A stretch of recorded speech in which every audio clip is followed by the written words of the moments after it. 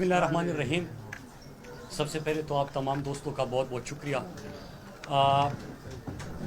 ارشد شریف شہید کے شہادت کے بعد بہت سارے لوگ آپ نے دیکھا کہ پریس کانفرنسز بھی کرنے لگے, بیانیہ بنانے کی کوشش بھی کی گئی, بہت ساری کہانیاں بھی گڑھی گئی, اور ہم نے فیصلہ کیا, خصوصاً میں نے فیصلہ کیا کہ جو ارشد شریف شہید کی والدہ محترمہ نے چیف جسٹس صاحب سے مطالبہ کیا ہے, جب اس مطالبے کے اوپر غور ہوگا اور کوئی عدالتی کمیشن بنے گا تو تمام حقائق, ثبوت اور 7 مہینے جو آخری تھے اس میں ارشد شریف صاحب کے اوپر کیا گزرا, کہاں سے دھمکیاں تھی, کس نوعیت کی تھی, اور جو ویزوں کے اوپر بات ہو رہی ہے, ایف آئی آرز کے اوپر بات ہو رہی ہے, یہ تمام حقائق اور ثبوت اور شواہد میرے پاس موجود ہے. اور میں چیف جسٹس صاحب جب ارشد بھائی کی والدہ کا جو مطالبہ ہے اس کے اوپر غور کریں گے تو میں خود وہاں پہ پیش ہوں گا اور تمام حقائق میں سامنے رکھوں گا. یہاں پہ ایک چیز میں بتاتا چلوں کہ جب ملاکن اور سابقہ فاٹا میں ایک نئی کھیل کھیلی جا رہی تھی اور اس حوالے سے میں نے اپنے قوم کو اعتماد میں لیا, تو پھر اس کے بعد مجھے تھریٹس موصول نہیں ہوئے بلکہ رستے سے ہٹانے کی ہر ممکن کوشش کی گئی. لیکن اللہ نے جو رات آپ کی قبر میں لکھی ہو وہ قبر میں گزرتی ہے, اور جو آپ کی قبر میں نہ ہو تو دنیا کی کوئی طاقت آپ کو رستے سے نہیں ہٹا سکتی. تو میں یہاں پہ یہ بات اس لیے کرنے جا رہا ہوں کہ ملاکن ڈویژن اور سابقہ فاٹا میں جو نئی کھیل کھیلی جا رہی تھی اور عوامی طاقت سے اس کو ہم نے مسترد کر دیا اور شکست دے دی, وہ تمام چیزیں اور ارشد بھائی کے حوالے سے تمام شواہد, ارشد بھائی کے حوالے سے تمام شواہد اور ثبوت, بھائی چھوڑ دیں میں بات کر رہا ہوں, وہ تمام چیزیں میں تحریر کر چکا ہوں, ثبوت اکٹھے کر کے اٹیسٹ کر کے میں 3 جگہوں پہ رکھ چکا ہوں. تو اگر جن کا آج بھی خیال ہے مجھے رستے سے ہٹانے کا, تو یہ جو آپ نے کیا ہے وہ کہانی ختم نہیں ہوگی میرے جانے سے, وہ کہانی کوئی اور میری زبانی آپ کے سامنے ضرور سنائے گا. اب میں آتا ہوں, 2 سوال میں آج ارشد بھائی کے حوالے سے کرنے جا رہا ہوں, پھر جو کل خان صاحب کے حوالے سے ایک قاتلانہ حملہ اور خان صاحب کو شہید کرنے کے حوالے سے جو ایک پلاننگ تھی اس کے اوپر بات کروں گا. ارشد بھائی کے حوالے سے میں صرف 2 سوال آج رکھنا چاہتا ہوں, اور میں ریپیٹ کر دوں کہ تمام حقائق, تمام ثبوت, تمام دستاویزات, تمام چیزیں جب ارشد کی والدہ, ارشد شہید کی والدہ کے مطالبے کے اوپر کمیشن بنے گا تو اس میں تمام چیزیں سامنے رکھوں گا. آج صرف 2 سوال چھوڑ کے جا رہا ہوں.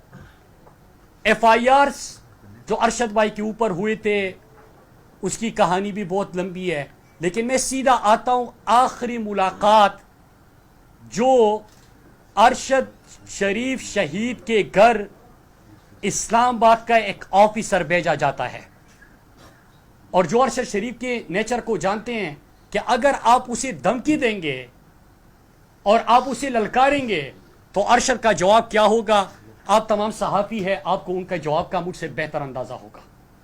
لیکن ان کے گھر جا کے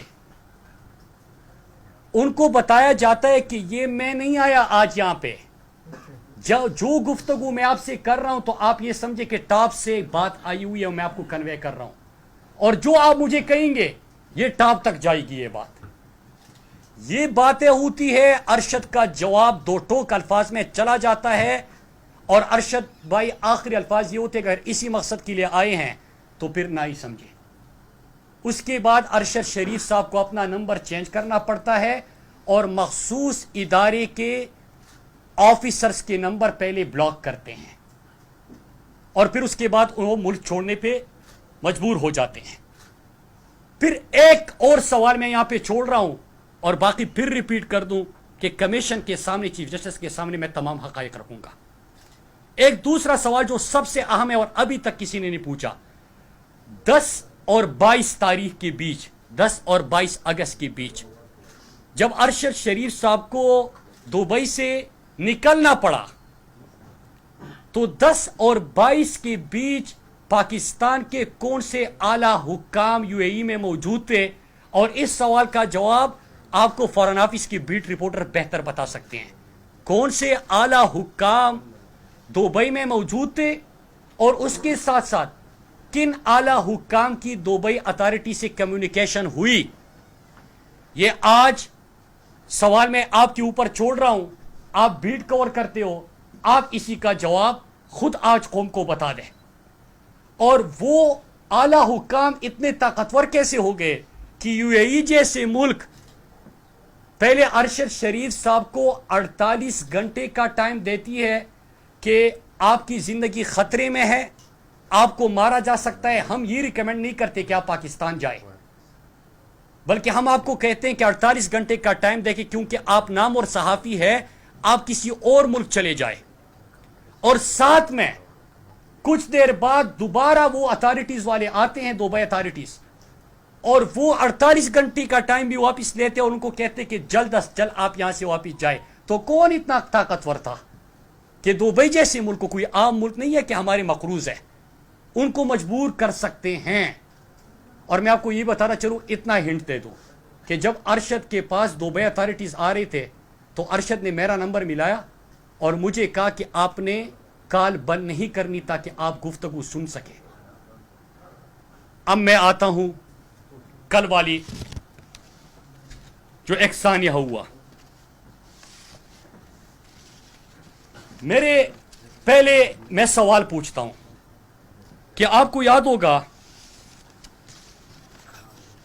कि कुछ अरसा पहले इमरान खान जब रिजीम चेंज ऑपरेशन हुआ, इमरान खान साहब ने अमेरिका को एब्सोल्युटली नॉट कहा।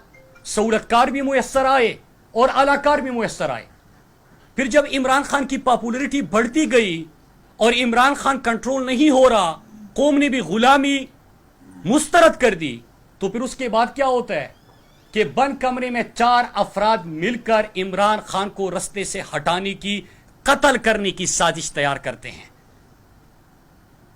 और आज मैं जब सोच के आ रहा था कि मैं तमाम नाम, तमाम हकायक, तमाम चीजें कौम के सामने रखूंगा कि एक दफा ये कहानी खत्म हो। हम किसी के गुलाम नहीं है कि जब भी आपकी मर्जी करे, जिसके ऊपर भी आपकी मर्जी करे, आप किसी को रास्ते से हटाने की कोशिश करें। फिरौन बने हुए हैं। लेकिन कल जब मैंने अस्पताल हिम्मत की, हौसले की, एक चट्टान की मानिंद, पहाड़ की मानिंद जब अपने लीडर को देखा कि 3 गोलियां लगी है और कंटेनर से वर्कर्स को हौसला दिलाने के लिए वो उनको सलाम और हाथ हिला के वहां से रुखसत होते हैं। 3 गोलियां लग चुकी है। उसके बाद जब अस्पताल पहुंचते हैं तो बयान जारी करते हैं कि अभी मैं जिंदा हूं, इस माफिया का मुकाबला करने के लिए मुल्क इंतशार की तरफ ना जाए। ऐसा है हमारा लीडर जो इस मौके पे भी इत्तिफाक, इत्तिहाद और पाकिस्तान में अमन रखना चाहता है। दुश्मनों के साजिशों को, अमेरिका के सहूलतकारों और अलाकारों की मजमूम मकासद को वो शिकस्त देते हैं इस हालत में भी। तो जब मैंने वो देखा तो मैंने कहा कि मैं चंद सवाल ही पूछ लेता हूं। पहला सवाल ये कि इमरान खान ने तो एक वीडियो तैयार की हुई है, उसमें 4 अफराद जो बंद कमरे में कत्ल की साजिश कर रहे थे, उनके तमाम नाम है। वो तो खुद आपके सामने इमरान खान साहब फैसला करेंगे कि कब आना है। लेकिन मैं सवाल पूछता हूं कि एक गैर मुल्की शख्स को गिरफ्तार किया गया था कुछ अरसे पहले, जिससे पाकिस्तान से किसी ने हायर किया था, एक ग्रोह का सरगना है इमरान खान को रस्ते से हटाने के लिए। वो शख्स गिरफ्तार हुआ। तो जब वो शख्स गिरफ्तार हुआ तो सवाल यह है कि कौन से इदारे के एहलकार किसके कहने पे उसको हवाले करने या वहां से आजाद करवाने के अटेम्प्ट्स कर रहे थे। वो कौन थे जो कोशिश कर रहे थे कि जिस गैर मुल्की शख्स को गिरफ्तार किया गया है, जो सरगना है एक ग्रोह का, गैर मुल्की है, इमरान खान को कत्ल करने की साजिश तैयार हो चुकी है, पकड़ा जाता है। कौन दबाव देता है? और जो ऑफिसर दबाव दे रहे थे तो उससे क्या इदारे की साख मुतासिर नहीं हो रही थी? दूसरा सवाल मेरा कि कुछ दिन पहले आपने सुना था कि इमरान खान की हेलीकॉप्टर की क्रैश लैंडिंग हुई, सुना था आपने ये? لیکن اس ہیلی کاپٹر میں ایندھن فیول کہاں سے بھروایا گیا اور فیول ہیلی کاپٹرز میں بھروانے کا جو اتھارٹی ہے وہ کون ہے؟ دوسرا سوال میرا یہ. اور تیسرا سوال میرا کہ ارشد شریف شہید کے جنازے سے ایک رات پہلے ایک پریس کانفرنس کی گئی. اگر آپ نے عمران خان کے خلاف سازش تک پہنچنا ہے اور آپ نے ارشد شریف شہید کے خلاف سازش تک پہنچنا ہے تو ایک آسان سا سوال ہے، جواب سب کو پتا ہے، لیکن ہر بات ہماری زبانی سننا چاہتے ہیں. بس ہمیں آگے کرنا ہے. اسلام آباد میں بیٹا ہر صحافی جانتا ہے. لیکن میں وہ سوال پوچھتا ہوں کہ کس کے کہنے پہ وہ ایک دن پہلے رات کو پریس کانفرنس کروائی گئی تھی؟ وہ رابطے بھی آپ ڈھونڈے، ملاقاتیں بھی آپ ڈھونڈے، آپ کو دونوں کا جواب مل جائے گا. اور چوتھا سوال کہ جب ارشد شریف شہید کو شہید کیا گیا تو آدھے گھنٹے کے اندر کون تھا جو میڈیا چینلز کو فون کر کے اس کو ایک حادثہ اور پھر سٹوری بنا بنا کے وہ پیش کر کے لوگوں کے ساتھ واٹس ایپ پہ شیئر کر رہا تھا؟ اور وہی اسی طرح کل عمران خان صاحب پہ جب حملہ ہوتا ہے تو اسی طرح ایک بندے کی جو فائرنگ کر چکا ہے، جس کو گرفتار کیا گیا ہے، کون اتنے انفلوئنشل ہے کہ وہاں پہ اس کا بیان تیار کروا کے میڈیا چینلز پہ، ابھی میں آپ کو کے سامنے بیٹھا ہوں اور میں آپ کو لکھ کے دیتا ہوں، میری پریس کانفرنس اگر میں کوئی پارلیمنٹ میں تقریر کر رہا ہوتا ہوں، ساری پریس کانفرنس چلی گی، یہ نہیں چلی گی. جب یہ سوال آپ پوچھتے ہیں، یہ نہیں چلی گی، یہ نہیں چلاتے. لیکن ایک کرمینل جو فائرنگ کر چکا ہے، اس کی ویڈیوز وہاں پہ کون تیار کرنے والا، اتنا انفلوئنشل کون تھا اور پھر اس کو چلانے والا کون تھا؟ اور اسی طرح جب ارشد شریف کو شہید کیا گیا تو آدھے گھنٹے میں وہ کون تھا جو میڈیا چینلز کو فون کر کر کے سٹوری بورڈ بنا کے پیش کر رہا تھا، واٹس ایپ کر رہا تھا، بیچ رہا تھا، انسٹرکٹ کر رہا تھا؟ ایک سوال میرا یہ تھا. اور آخر میں ایک سوال اور پوچھتا ہوں، پھر میں کچھ باتیں کر کے آپ سے اجازت چاہوں گا. میں آج جس طرح کے 3 افراد کے نام عمران خان صاحب نے دیے، ایک شہباز شریف، ایک قاتل ثانیہ ماڈل ٹاؤن کے میں جس کے ہاتھ خون سے رگے ہیں، رانا ثناءاللہ جس کے اوپر 22 افراد کے قتل کا الزام اس کے اپنی جماعت نے لگایا تھا، وہ، اور تیسرا میجر جنرل فیصل، یہ 3 فوری طور پہ مستعفی ہو جائے. ان کے حوالے سے عمران خان صاحب کا کل آپ نے اسد عمر کی پریس کانفرنس سنی اور مطالبہ آیا. یہ ہمارا بھی مطالبہ ہے، لیکن میں اس سے پہلے ایک بات کرنا چاہتا ہوں کہ آج جس طرح پاکستانی قوم کے ذہنوں میں سوال ہے، اگر ایک شخص شہباز گل پر بھی جس قسم کا تشدد ہوا، اعظم سواتی 75 سالہ شخص پوتوں اور پوتیوں اور نواسوں کے سامنے اس کے ساتھ جو ہوا، اور پھر ابھی عمران خان کے اوپر جو قاتلانہ حملہ ہوا، اگر ایک شخص کا نام آ رہے تو اس سے کس کی ساکھ متاثر ہو رہی ہے؟ ہماری تو آواز بند کی جاتی ہے. جو بھی بندہ یہاں پہ بولتا ہے کہتے کہ رستے سے ہٹاؤ. یہ انسان تو ایسے لگ رہے ہیں کہ پتہ نہیں کوئی گاجر مولی ہے کہ اس کو مار دو، اس کو مار دو، اس کو مار دو، اس کو مار دو. کوئی اپنی امن کی بات کرے، ایک گیم ایکسپوز کر دیں، مار دو. کوئی ارشد شریف شہید کے حوالے سے بات کرے، کہتے کہ مار دو. کوئی عمران خان کے قتل کے حوالے سے سوال اٹھائے، کہتے کہ مار دو. کتنوں کو مارو گے؟ 22 کروڑ کا ملک ہے، کتنوں کو مارو گے؟ تو اگر کوئی ادارے کی بدنامی کا سبب بن رہا ہے تو اس کو پوری طور پہ مستعفی ہونا چاہیے. اور میں اپنے تحریک انصاف کے کارکنان کو کہتا ہوں، پاکستانی قوم کو کہتا ہوں کہ کل کا جو حملہ تھا، کیونکہ جو ویڈیوز تیار کر کے پھر من پسند صحافیوں سے ایک واٹس ایپ گروپ بنایا ہوا ہے، کسی سے اس میں غلطی بھی ہو جاتی ہے ٹویٹ کرتے ہوئے، تو اس طرح کر کے یہ بیانیوں کی جنگ نہیں ہے کہ آپ بیانیوں سے ان چیزوں کی توجہ ہٹا سکے. کل جس انداز سے فائرنگ ہوئی، فیصل جاوید کو جو گولی لگی، چٹا کو جو لگی، جو خان صاحب کے ساتھ ارد گرد تھے، خان صاحب کو قتل کرنے کی پوری کوشش کی گئی، اللہ نے بچا لیا. کل تو انہوں نے یہ سوچا تھا کہ 4-5 دن پاکستانی قوم شور مچائے گی اور پھر اس کے بعد جو ہے وہ حالات نارمل ہو جائیں گے. اس طرح نہیں ہے، اس وقت فیڈریشن کی وہ متحد کرنے کی ایک جماعت ہے، وہ تحریک انصاف ہے. اگر ہر صوبے میں کوئی پارٹی موجود ہے وہ تحریک انصاف ہے. اگر پختونخوا، پنجاب، بلوچستان، سندھ، گلگت بلتستان، آزاد کشمیر میں کوئی جماعت موجود ہے تو وہ تحریک انصاف ہے. 4 صوبوں میں جس کی حکومت ہے وہ تحریک انصاف ہے. تو اگر آپ ان کے لیڈر کو رستے سے ہٹاؤ گے تو آپ تو فیڈریشن کے دشمن ہو، آپ تو ملک کے ساتھ دشمنی کر رہے ہو.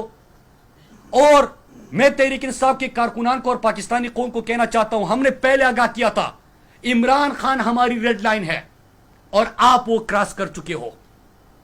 اس وقت جو کارکنان کے جذبات ہیں، آپ دیکھیں کہ پشاور موٹر وے بند کر دیا، انڈس ہائی وے بند کر دیا، پنڈی میں فیض آباد، آئی جی پی روڈ، یہ سارے بند ہو گئے.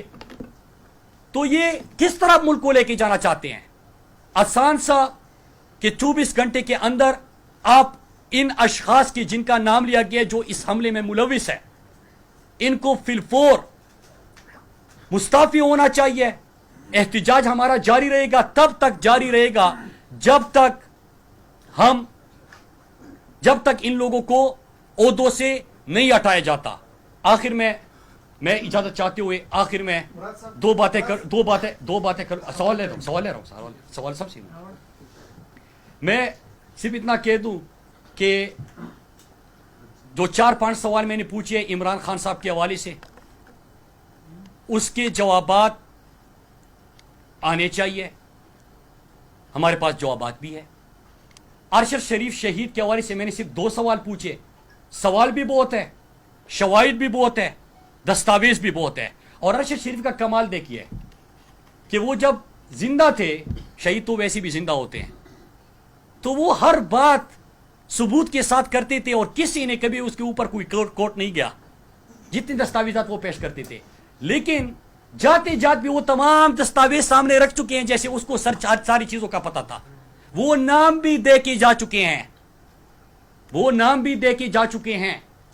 تو میں آج یہ بات اس لیے کر رہا ہوں کہ اور خان صاحب کی اگر تنبیہ نہ ہوتی تو شاید میں بہت کچھ کہہ دیتا، لیکن خان صاحب انتشار سے پاکستان کو بچانا چاہتے ہیں اور یہ ہمارا ملک ہے.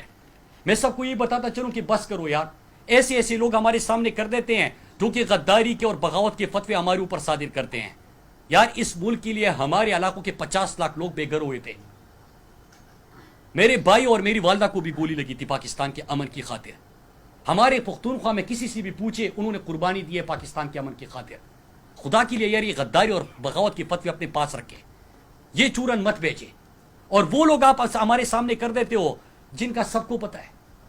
تو ایک چیز ہے کہ آج میں نے تمام چیزیں اس لیے بتائی کہ میں نے 3 جگہوں پہ یہ تمام ارشد بھائی کی تمام ڈیٹیلز جو وہ میرے حوالے امانت دے گئے اور مقروض کر گئے ہیں وہ میرے پاس ہے. چیف جسٹس صاحب سے مطالبہ ہے کہ اس کے اوپر وہ ان کی والدہ کی خواہش کے مطابق تحقیقات کا آغاز کرے اور انشاءاللہ میں اس میں خود پیش ہوں گا. اور جو میں نے عمران خان صاحب کے حوالے سے جو قتل کی سازش کی ہوئی، جو ہیلی کاپٹر میں فیول، پھر ایک بیرونی ملک کے شخص کو گرفتار کیا گیا، بند کمرے میں جو 4 افراد نے قتل کی سازش کی، اور اس کے ساتھ ساتھ میں نے جو میڈیا کو کس طرح ایک کرمنل کی ویڈیوز تیار کر کے چلانے کی کوشش کی گئی، نیریٹو بنا دیا گیا.